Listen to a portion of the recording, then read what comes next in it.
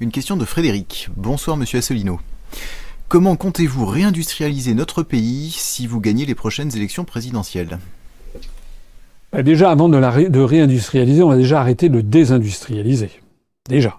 Ça veut donc dire déjà mettre un terme immédiat à l'article 63 du traité sur le fonctionnement de l'Union européenne qui organise les délocalisations par l'intermédiaire de la libre circulation des mouvements de capitaux.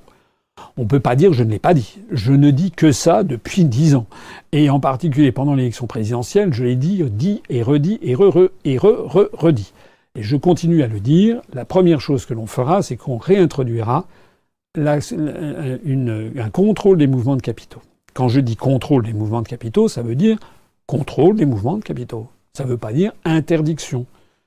Que l'on ne me fasse pas dire ce que je n'ai pas dit.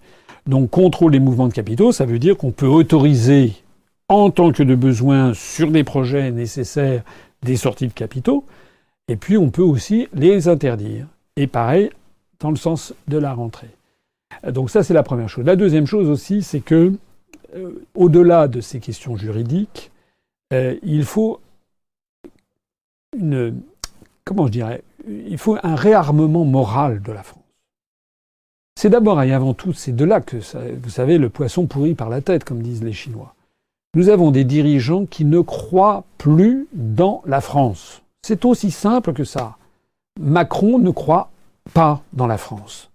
Macron a été élu par des pressions médiatiques. Il doit des comptes aux gens qui tiennent les médias.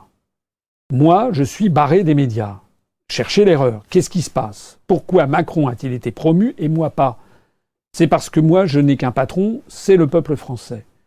Et si je suis un jour élu président de la République, je défendrai mon patron, c'est-à-dire le peuple français. En plus, mon pays, parce que je crois en mon pays. Mais ça, c'est une question de foi. Et il faudrait que les Français, un jour, se regardent dans un miroir et se disent « Mais qu'est-ce que j'ai fait d'élire Macron ?» Il faut que les Français, quand même, fassent preuve d'un minimum d'intuition, de discernement, quand ils voient des gens qui se présentent devant eux, en se disant « Ce monsieur ou cette dame, qu'est-ce qu'il a au fond de son cœur ? Qu'est-ce qu'il a au fond de son âme ? Pourquoi il fait de la politique ? Qu'est-ce qu'il a ?» Bon, si les Français sont assez bêtes pour avoir élu Macron parce qu'on leur disait que Macron c'était le génie du millénaire et qu'ils se sont fait avoir. Et d'ailleurs, les résultats ne se sont pas fait attendre, les sondages se sont effondrés.